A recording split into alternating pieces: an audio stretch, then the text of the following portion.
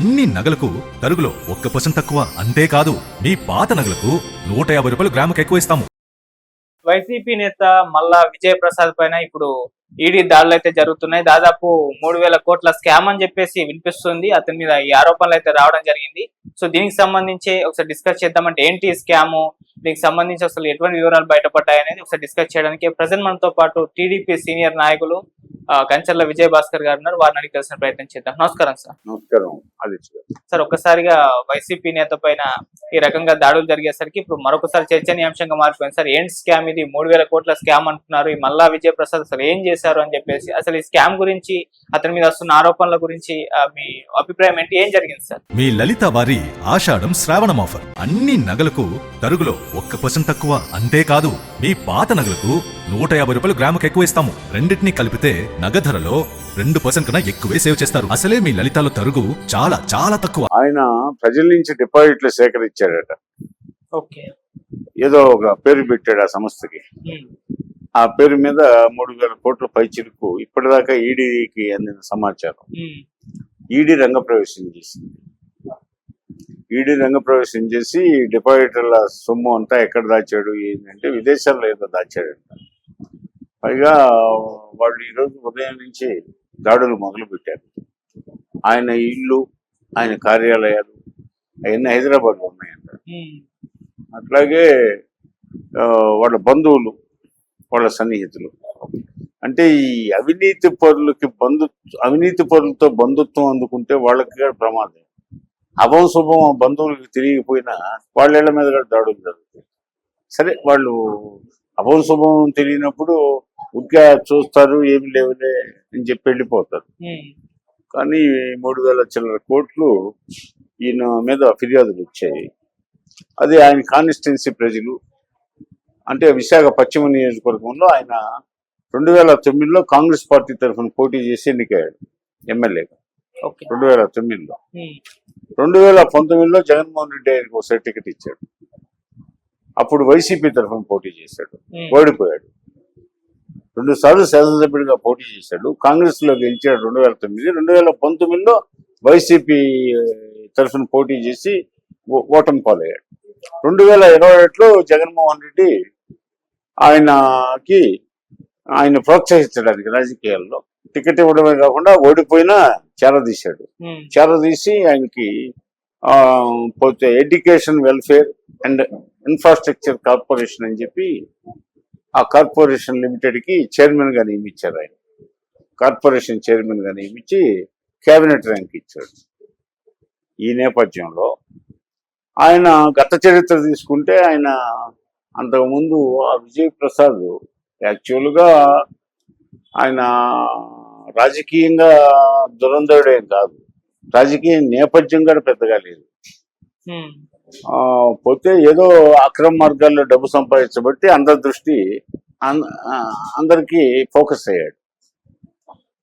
డబ్బులు ఉండబట్టి ఫోకస్ అయ్యాడు. సరే, ఆ డబ్బులు ఎట్టు వచ్చాయంటే డిపాజిట్ల నుంచి కలెక్షన్స్. ఈ రాజకీయ నాయకులకి వాళ్ళకి అజ్జలేడు, వైకాపా వాళ్ళకి ఈయన గురించి మంచిగా చెప్పారు. జగన్మోహన్ రెడ్డికి ఏదో నిధులు నిక్షేపాలు సమకూర్చి టికెట్ తెచ్చుకొని ఓడిపోయాడు. సరే, పాపం నిధులు నిక్షేపాలు ఇచ్చి ఓడిపోయాడు అని చెప్పి ఆయనకు చైర్మన్ పోస్ట్ ఇచ్చాడు. అదేవిధంగా ఆయన గతంలో సినిమాలు కూడా తీశాడు. ఒక 4 సినిమాలు ఎన్నో తీసినట్టు నాకున్న సమాచారం. సీమ టపాకాయ అని ఒకటి తీశాడు, అది కాస్త ఒక రకంగా ఆడింది. ఇంకోటి ఏదో సీతారాముల కళ్యాణం ఏదో తీశాడు. మూడోది వచ్చేసి ఇంకోటి రామాచార్య ఏదో తీశాడు. 4వది అదేదో తలతెక్కగా ఉంది ఆ పేరు. అది అసలు ఆ బాక్సులు సాయంత్రానికి రిటర్న్ పోయినట్టుంది. మొత్తానికి ఆయన 3 ఫ్లాప్ సినిమాలు. మొదటి సీమ టపాకాయ కాస్త ఆడింది, 4 రూపాయలు వచ్చినట్టున్నాయి.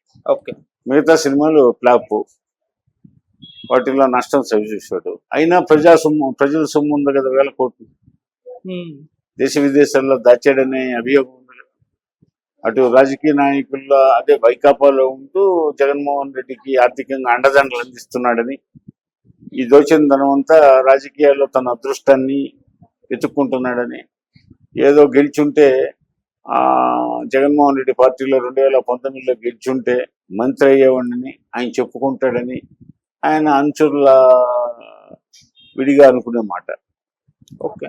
ఈ పరిస్థితుల్లో ఈయన విజయ్ ప్రసాద్ వేలాది మంది డిపాజిటర్లను ముంచాడు కాబట్టి, అది ప్రజాధనం కాబట్టి, పబ్లిక్ ధనం కాబట్టి మరి ప్రభుత్వాలకు బాధ్యత ఉంటుంది. అవన్నీ వెలుగు చూడాల్సిన అవసరం ఉంది. ఆయన చేసిన అక్రమాలు, అన్యాయాలు.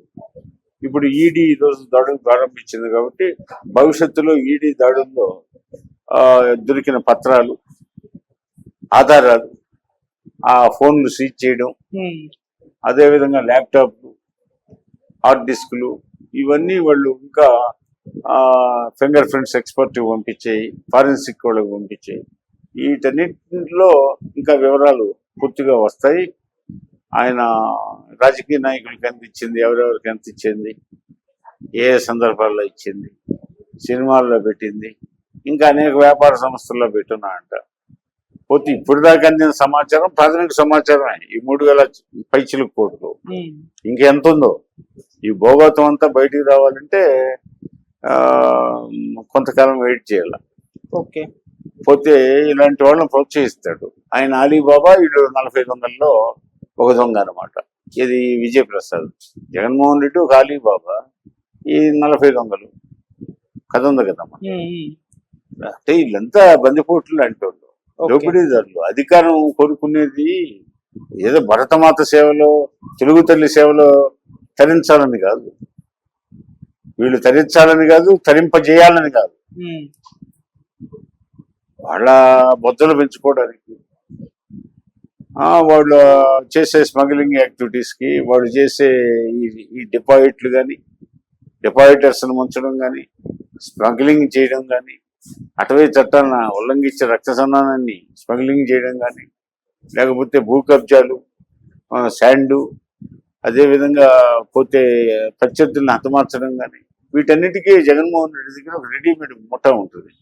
వీళ్ళు నువ్వు పోయి స్మగ్లింగ్ చేయి రక్తచందనం, నువ్వు డిపాజిటర్ల దగ్గర సేకరించి ఈ విధంగా చేయి, నువ్వు పోయేసి ల్యాండ్ కబ్జా చేయి, నువ్వు పోయి శాండ్ కబ్జా చేసేసి కమిషన్లు తీసుకురా, నువ్వు పోయేసి ఇది ప్రధాన వ్యవసాయ శాఖలో ఈ నిధుల్ని ఈ విధంగా రాబట్టు, నువ్వు పోయి ఆ మున్సిపల్ శాఖలో నిధులు ఈ విధంగా రాబట్టు, నువ్వు పోయి మత్స్య శాఖలో ఈ నిధులు ఈ విధంగా రాబట్టు.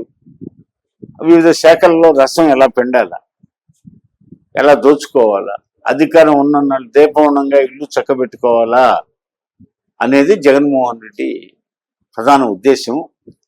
అందుకు పనిచేసిన తన టీంలో పనిచేసిన వాళ్ళకి ఏదో తిలాపాపం తలాపిడిగడు అన్నట్టు పంచుతాడు, సింహభాగం ఆయన మింగేస్తాడు. విజయేంద్ర ప్రసాద్ ఆ ముఠాలో సభ్యుడు, అది విషయం. అందువల్ల ఏంటంటే ఈ విజయ్ ప్రసాద్ జగన్మోహన్ రెడ్డి పార్టీలో అంటగాగుతున్నాడు కాబట్టి, జగన్మోహన్ రెడ్డి పార్టీలో ఉంటూనే ఆయన ఈ ఆగడాలకు పాల్పడ్డాడు కాబట్టి, ఈ పాపాల మోయాల్సింది జగన్మోహన్ రెడ్డి. కాబట్టి జగన్మోహన్ రెడ్డి అనుచరులు ఎలా ఉంటారో తెలుగు ప్రజానీకం, ముఖ్యంగా ఆంధ్రప్రదేశ్ ప్రజానీకం 5 కోట్ల మంది తెలుసుకోవాల్సిన అవసరం ఉంది. ఈ జగన్మోహన్ రెడ్డి ప్రోత్సహించేది ఇలాంటి మోసం చేసే డిపాజిటర్లని, డిపాజిట్స్ పేరుతో కలెక్ట్ చేసే ఇలాంటి వాళ్ళని, అదేవిధంగా స్మగ్లర్స్ని, లోఫర్స్ని, డాఫర్స్ని, రౌడీల్ని, నరహంతకుల్ని, కబ్జాదారుల్ని, దోపిడీదారులను ప్రోత్సహిస్తాడని, దీన్ని బట్టి మరోసారి రుజువైందని, ఈ విజయ్ ప్రసాద్ నిర్వాహకంతో రుజువైందని ఈ సందర్భంగా మనకు వ్యక్తమవుతున్నటువంటి విషయం అది. Thank you so much.